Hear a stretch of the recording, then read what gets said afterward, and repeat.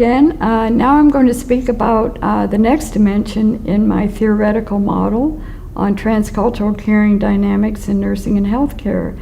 And this one is a focus on the transcultural context. I said a little bit about it when I gave the overview of the whole model, but I wanted to spend a little bit of time about understanding the nature of our relationship with our patients within understanding of the idea of personhood and also individualism, family, community, and then beginning to understand the context within which we live and we work.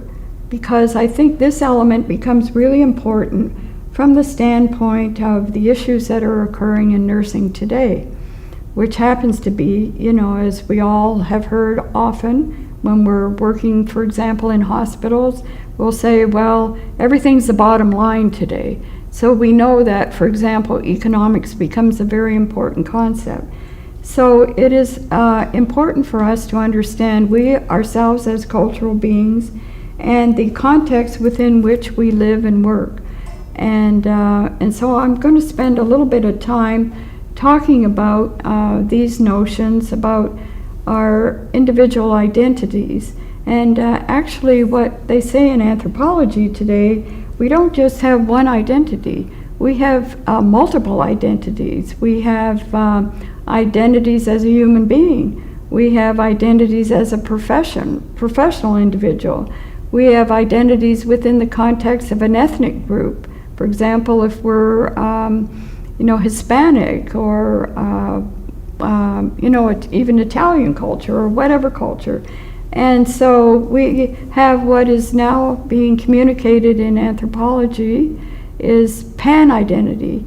So rather than saying this person is Hispanic, this person may be Hispanic, but this person also is from a particular family, and this person has a personal culture, and so we just begin to look at something beyond just identifying somebody as one thing, and subsequently similar to ourselves. We are not one thing. We are actually multicultural beings. We are from, as I mentioned, we are individuals. We are from a familial culture, an ethnic culture, a professional culture, and if we're working somewhere, we're from an organizational culture, such as Florida Atlantic University. We have a particular organizational culture here, and if we're in the College of Nursing at FAU, we have a foundational caring culture, which is the essence of our curriculum and the essence of our being at FAU.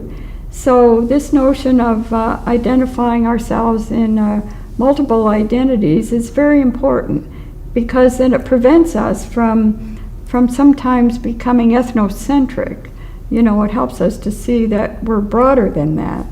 And so within this idea of transcultural context, we bring a lot of different and diverse values, beliefs, attitudes, and subsequently behaviors to relationships. And so we have to recognize that when we are trying to understand the other, we are trying to understand them also as having these multiple identities. And within the context, I've identified the fact that we have, I'll say a hospital, for example, because most of us have either worked in them or are going to be working in them. So a hospital has a political culture, which means that it has a system of governance, that has a chief executive officer, chief nursing officer, chief financial officer. So it has a political culture in relationship to understanding the meaning of governance in a particular institution. At the same time, we can understand that it has an economic structure, which means fundamentally that we're dealing with resource exchange. From an anthropological perspective, the idea of economics is the theory of exchange. For example, you as a nurse who is working and receiving a paycheck, it's an exchange phenomenon. We are getting paid for the work that we do. So rather than seeing economics as a totally negative concept, we can begin to see it as something that is part of an institution, or if we're looking at a family culture, we have a budget that we have to follow in a family. Otherwise, we're going outside of the budget, going into debt and all that kind of thing. So it's a similar situation when we're dealing with the context of economics in a healthcare setting.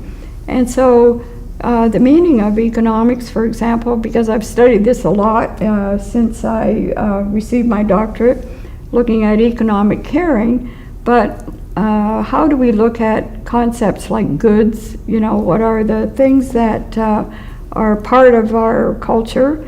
Money, how is money exchanged? For example, in hospitals, we have the exchange insurance companies. So if for example, when we have a treatment tray, there's a code on it. We might scan that code. That code goes to the desk at the front, then it goes down to the finance office, then it goes to the insurance company, and that is how the insurers get paid and how they charge the hospital for what they're going to get paid. So this idea of this exchange of money, and then the other is services. And I always look at nursing as beyond services, but we are providing a service. So economics is the exchange of goods, money, and service, or services. But I also look at caring as a resource. So what do we mean by caring? Caring to me, in an economic sense, is a value-added concept. So subsequently, we are looking at when we care for someone and we facilitate their health and healing and well-being, there is a value-added notion to that. They feel better. There is patient satisfaction. And as all of you know who are working in hospitals, we have to do these surveys all the time that have to do with patient satisfaction. So patient satisfaction is a part of a value-added concept, and it definitely relates to caring. And then the other idea, looking at caring as an economic resource, is looking at it within the idea of education. When we educate our patient, they are becoming more knowledgeable about what is happening and going on in their health care, so that they can care for themselves better. And when we're critiqued quite a bit in hospitals that patients go home and then now the insurance companies will penalize us if a patient comes back in the hospital within 30 days. So we want to educate patients so that they are knowledgeable enough about their own health care that they don't have to keep coming back into the hospital to receive care for the same health care problem. And then the other area that I look at as a value-added concept in caring, as an economic concept, is how we actually communicate and how we use our knowledge. As you know, we have different levels of preparation for nurses, and we have people who are prepared within a 2-year nursing program, a baccalaureate program, multiple master's programs, a Doctor of Nursing Science program, and a PhD, which is the research dimension of our educational process. So how do we use our knowledge within the notion of caring? And it all has an economic foundation. It has a resource exchange perspective. So what I'm sharing with you is, rather than seeing economics as a potential negative concept, how can we begin to look at it as a positive element, and how can we share in that, and how can we communicate our knowledge about economics with chief executive officers or chief financial officers who might want to appease maybe a physician request as opposed to a nursing request.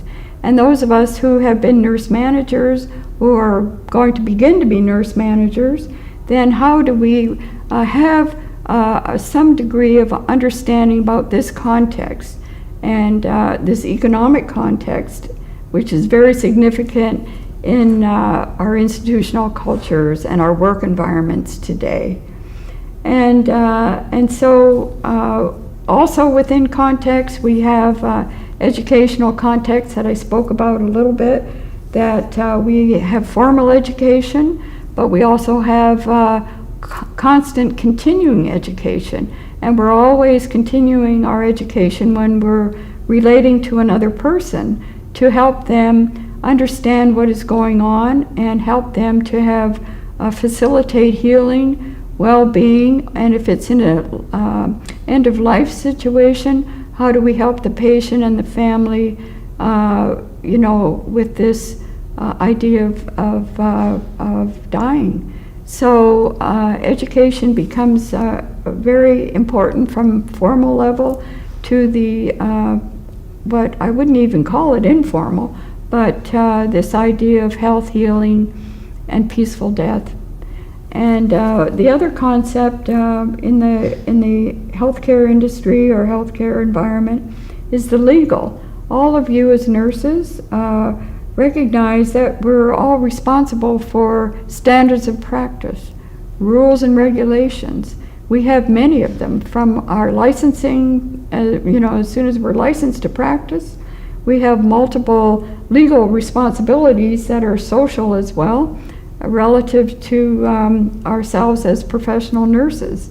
And so whenever you're asked in a hospital to participate in standards of practice or some kind of regulation, then you know that you are engaged in a legal context. And now we could have formal legal issues, if there was a violation of patient safety, and one would have to be penalized for some reason, or even outside the institutional system where they might have to go to court. But we hope that doesn't happen. But certainly legal is a very important part of our practice.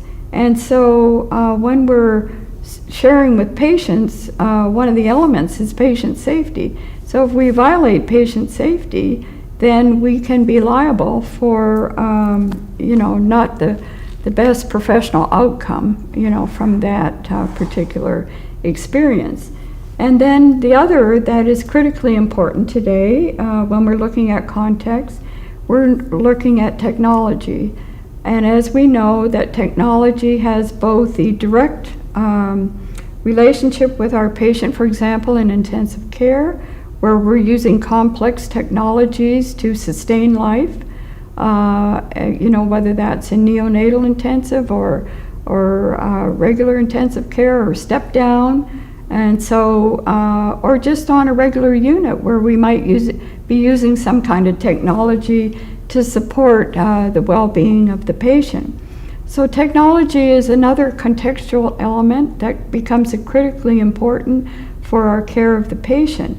Now, in our modern age, we have computer technology at practically in all contemporary hospitals today. We have computers at the bedside.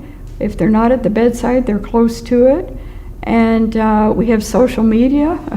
We're calling ourselves now this generation that is really focused on social media. And we're looking at, even in nursing, now looking at virtual presence or virtual relationships. How do we educate patients from in terms of virtual communities? I have a colleague I work with in Australia who has set up a program for cardiac issues and comorbid with diabetes, and with different cultures such as Chinese, Taiwanese, Aboriginal culture in Australia, and Australian ethnic cultures. There's multiple cultures in Australia, like there is in practically all Western nations.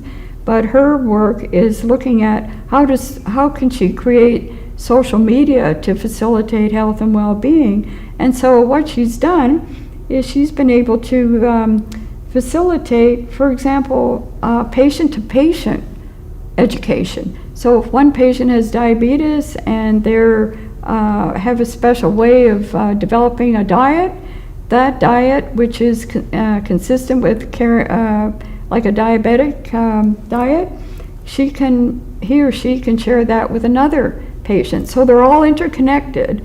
And her name is Dr. Wu, Jo Wu, and she won a bronze medal for research at the European Society for Patient-Centered Care last year for this amazing research using social media, text messaging, all kinds of different ways of communicating. And so we can see that many hospitals today, even in our own nation, we use handheld computer devices. Many times patients now can have our phone number on a unit, and if there's a need, the patient can call the nurse who's assigned to the patient. So technology is increasingly more important, not only for sustaining life, but at the same time for communication. And we are in the communication age, so we see more and more complex technologies all the time. And here I am talking to you on YouTube, which is a complex technology. So I'm able to share this particular theory with you and help you to see how important this context, this cultural context, these multiple cultural contexts are to the way in which we care for patients. And so another area in here is looking at symbols. Like symbols have to do with meaning.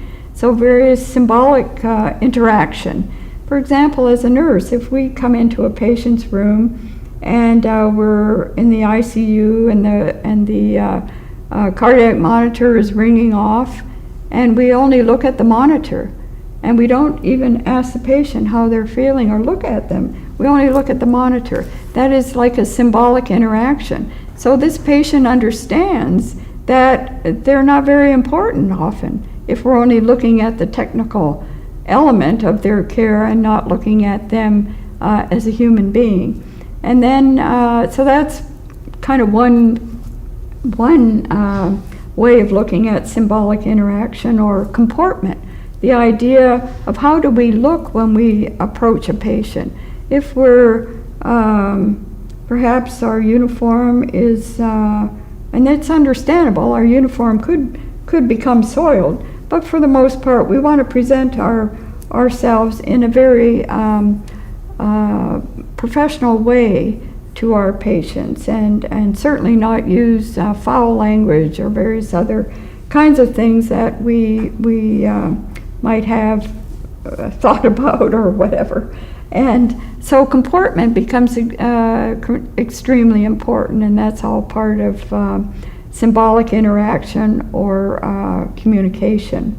And then one of the other elements is ritual. Ritual is a very significant concept in culture because it has to do with what rituals do we use when we're engaging with the other. One of the major rituals that we might think about in nursing is the stethoscope. Years ago, when I was a young nurse, we used to wear a nurse's cap. And of course that identified that you were a professional nurse, and if you had a black band on it, it meant that you were a registered nurse. And however, over many years, we've decided that we're not going to wear caps anymore. However, now we actually wear a stethoscope, and we usually wear it around our neck. So it becomes part of a ritual, and we have to recognize that that is an identifier for us as a professional nurse. And so there are many rituals that we use in nursing or in education or in different family life that become significant for a particular family. Look at, soon we're going to be celebrating Thanksgiving. So we have the ritual of having a Thanksgiving dinner, generally with a turkey and with all the trimmings, and we always try to have family close by. And that becomes our annual ritual. And soon we have the holiday season, and we have different rituals associated with the holiday season. So all of these are part of our cultural context, and whether they be within our profession or whether they be within the nation at large or different nations. And so each nation also has its own rituals. Sometimes we don't understand them, but we as transcultural nurses, we do try through our education and continuing education to try to understand these various symbols and rituals that are associated with different culture groups.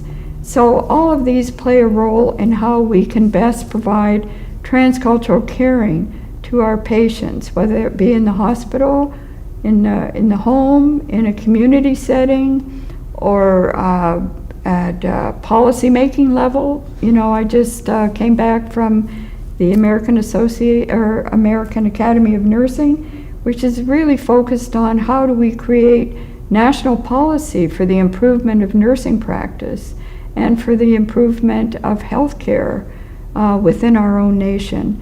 So all of these contexts now are becoming increasingly more to our enlightenment, so that we can not be perhaps frightened by some of these elements, you know, that we have to deal with, but at the same time embrace them, so that through continuing ed, that we can have what we would call our own satisfaction within the caring process.